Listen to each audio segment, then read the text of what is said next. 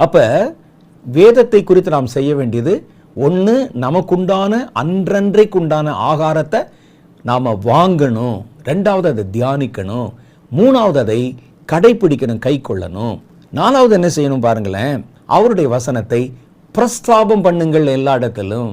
உங்களுக்கு மாத்திரம் தெரிஞ்சா பத்தாது, தாவீது இப்பவும் பிரஸ்தாபம் பண்ணி கொண்டிருக்கிறார். இன்னைக்கு தாவீது உலகத்தில் இல்லை, ஆனால் தாவீது எழுதின எழுத்துக்கள் இருக்கிறது.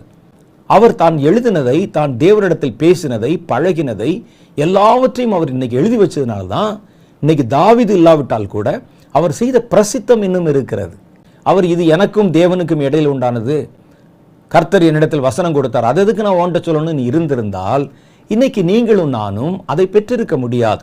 அப்ப வசனத்தை குறித்து முதல் கடமை பெறுவது, இரண்டாவது கடமை தியானிப்பது, மூன்றாவது கடமை அதன்படி நடப்பது, நான்காவது கடமை அதை மற்றவர்களுக்கு சொல்லுவது.